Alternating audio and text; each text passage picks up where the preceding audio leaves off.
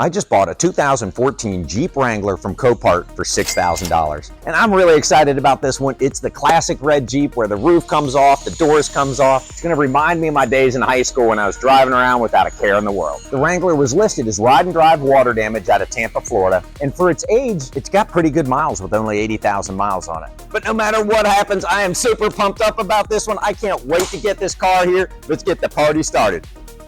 Our 2014 Jeep Wrangler just showed up, and thank goodness it actually started. We were able to drive it off the transporter. Let me get it pulled in the shop and we can give it a breakdown, see what we're looking at. I love it when a plan comes together. We put the key in it, it started right up on the trailer. No jump pack, nothing, that's just great. And here I am driving it. The only light I've got on is a tire light. I hear a belt squeak, which isn't totally abnormal because they sit at the auctions for 3, 4, 5, 6 months. Some rust builds up on the pulleys. I suspect that'll go away. I'm really encouraged by it. Transmission shifting. It's even showing the tire pressure. So let's get it in the shop and take a closer look at it. Somebody's put some really nice bumpers on this thing. So clearly whoever owned it before cared about it a lot. Barricade. That's a nice add-on. It's got some little tow hooks there. The spare tire's there. It's brand new, so that's great. We've got good tread here. The rear rotors look fine. Got the nice hard top. Always love the hard tops on the Wranglers.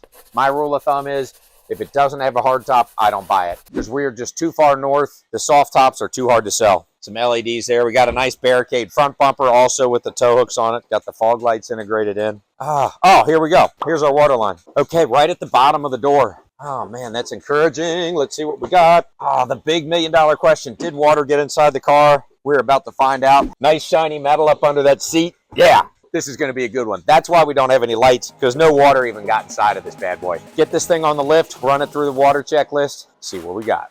Could we have a better start? I mean, seriously, could we have a better start? This thing is checking all the boxes. It starts, it shifts, it doesn't have any signs of flood damage. I'm starting to get a little giddy with this one, but maybe I already jumped the gun. So Billy's gotten started on the water checklist and the frontline checklist. Let's see what he's finding. So what do you see? So far we got a coolant leak from the thermostat housing. You can see it dripping from all the way up there, down here. This orange stuff right here? Yeah. Coming down the front valve cover, or the front timing cover. It's right there from the thermostat housing. Sure is. I'll be damned. So is it the housing or just the gasket? The gasket. The housing's not cracked? Nah, it's just leaking from the gasket by there. Okay, so you got to deal with that. Yes. That sucks. And plus we have the valve cover gaskets leaking. Yeah, look at all this oil down here, yeah. That's coming from the valve covers? Yeah, the valve cover gaskets are bad. So both of them? Yeah. Oh my gosh. Well, at least it's not a transverse engine, so you'll be able to get the valve covers off. Yeah. Right? Yes. Geez. All right. So you need left and right valve cover gaskets. You need the thermostat housing gasket. Let's get the gaskets ordered, right? Yeah. I mean, if we can get them locally, hopefully we can get this done while he's got it in here, right? Yeah. We're going to get it done today. All right. Hey, don't make promises you can't keep. Okay, you heard him. It's going to be done today, baby. Woo! Get it out of here. The bad news is this thing's got some coolant leaks and some oil leaks, which are not good things. But the good news is Joe's promised me he's going to get them fixed today. Let's see if he keeps his word. So Billy's working through the frontline checklist and figuring some stuff out. He's got all the wheels and tires off, checked out the brakes. In fact, it does need front and rear pads and rotors, so we're gonna get those coming. I did want to show you what he found on the valve covers when he got the valve covers off. This is the passenger side valve cover. The gasket material's all dry rotted and cracking, and it had lost its flexibility, so of course it was leaking around the back. But Joe did discover something else that he just showed me. See all that oil? Yeah, it's full of oil down there. Yeah, it sure is. So the oil cooler has gone bad. Yeah. It's a totally common thing on these things. All right, well, let's get that ordered because it probably makes sense to do it while he's got the valve covers off. It's like $255. For an oil cooler? Yeah. Okay. Well, we need to get it because it's torn apart on the rack, so let's get it. Well, it goes on. We're going to be waiting for that oil cooler to come in. Once he gets that, then he can put it all back together. Look at you. You've been working away. Oh, look at this. He's got it all back together. Got both the valve covers on. He's got the new thermostat housing on there. I can see the new oil cooler. Moved on to the brakes. If you're not careful, you might get this done today. All right, so we're making some good progress here. Thank goodness that wasn't too terrible. Billy got a new thermostat housing and a oil cooler in there, and that fixed all of our leaks. He also got the rotors and pads on, so now we're rocking and rolling. While doing the oil cooler, you have to take off the fuel lines. The fuel line on the driver's side, the little clip broke, so we had to replace that fuel line. He's already got that on as well. So next step, once we finish burping it, is get it out, take it on the road, and see if there's anything else that comes up. This ended up being kind of a tedious job, but fortunately Phil stepped in with his little fingers and was able to help Billy get that driver's side fuel line installed. So now it's on to the fun part. We get to drive this bad boy. So I got the driver home last night for the first time, which was a little eventful because it's freezing cold outside and I had no heat. I guess the good news is all it was a fuse. The totally integrated power control module, or the TIPM, is this fuse box right here, and this main fuse right there was blown. That controls the fan blower. We replaced the fuse. We now have heat. That belt noise that I complained about earlier, it's back, and it's worse than ever. I'm gonna go grab Rich, and we're gonna get this mystery solved. You hear that noise? Come on. It's running? I wish every buyer on the lot was just like you. We could get away with murder, right? Yeah, it's running. Listen to that.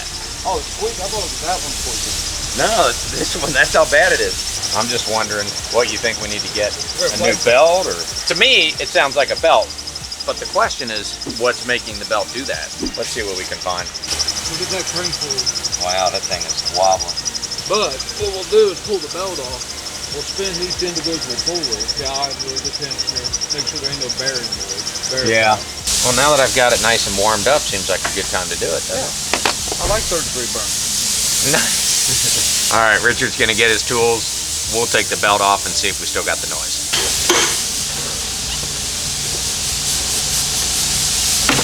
I'm gonna say, what about them muscles you were just talking about? Get the damn thing out of here. Oh, yeah. Really? Is that all I got? Look at you over there moaning and groaning, just trying to pull on a wrench. All right, fire that sucker up. Let me get my hand in there and then you can fire it up. Look at that. The squeak is gone. So we got a idler or a tensioner that's bad. And I bet if you reach down there to spin one of them, you'll feel. All right, I'm gonna hold this belt out your way there. That way you can spin that one real good. No, it doesn't spin. You can hear it too. You can hear the bearings in it.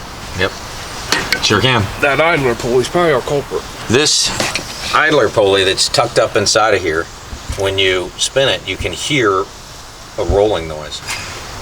They shouldn't make noise like that. So that's the logical place to start, since everything else seems to be working fine. Yep, I would start there, and the belt looks in be good shape, so I don't know if we really need to replace it. It's not dry rotted or anything. No, that looks great. I agree. So I think we ought to do an idler on it and put her back together and see what we got. All right, let's do it. Let's find Joe, get that thing ordered. We should probably just do them both. Yep, because you got to take that alternator and that bracket and everything off. Exactly, while Screw we're it. there. Let's get them both. Yep, while we're there, might as well. All right, we're gonna get a hold of AutoZone or KOI, see who can get us this thing over here the quickest. Operation Replace the Idler Pulley is a go. Rich is gonna go ahead and do the tensioner pulley at the same time since he's already in there, and 2 pulleys is better than 1. I don't mean to count my eggs before they hatch, but now that that's done, I think this thing might be ready to go to detail. You got it all back together. Sure do. I'll be hot diggity day. Squeaky, squeaky, squeaky, no mo? No mo. Call. Richard, I knew that you knew what you were talking about. I try. I don't let you know That's everything. awesome. So where are the old ones? Let's take a look at them. Here's the ones you took off, yeah? Put them in your finger like that and spin them. Yeah, you can feel the Feel the bearing in them. Yeah, you can feel that bearing. Oh, this one's a lot worse. This is the one that was making all That the was our noise. culprit. Man, that's great. Look good in somebody else's driveway. Yes, it will. Amen. Matter of fact, I couldn't have said it any better. Nope. I'm gonna go take it for a spin around the building, then go up and down the street. If barring any setbacks, I think this thing's ready to go to detail. And assuming that I don't get out there and get in the mud and decide to get a little jiggy with it and get the thing stuck in a pond or something, then it'll be ready to go to detail. Bobby's mobile detail just dropped her back off and she is looking good. This is the right truck at the right time of the year. I'm glad to get it done. And it's got some really nice upgrades that are gonna help her sell. These upgraded bumpers are not cheap. We got them on the front and the rear, the big heavy duty 4-wheel drive bumpers with the tow hooks on them, so they look really good. It's also got a set of rims on it from a 2020 Gladiator, which is a nice upgrade. That's about a $1,000 upgrade. It's got them all the way around. They look really good. They're nice shape, not curved up or anything. It's got the LED headlights. You can take the top off, take the doors off, go driving around, enjoy your summer. I don't think this one's gonna last long at the lot. Thankfully, we got it done. Now let's go take a look at the numbers. This one's a little ugly, So stick with me. By the time we paid for all the fees at Copart, we had $6,730 in the car. Transporting it up here from Cigar City was another $450, which was a really good price. We had $1,400 in labor and another $3,500 in parts in this bad boy. Detail was $275. So by the time we were all done, complete in the car, we had $11,575. If we end up selling it at 74, 75%, that's $14,000, which gives us a contribution margin of roughly $2,500. That's not a pretty one. We need a little more CM that to keep the lights on, but it was a fun and exciting rebuild that brought back some memories for me. If you like this kind of content, like and subscribe. Thanks for watching to the end. I'm Matt Ryan, and this was another episode of Northern Kentucky Auto.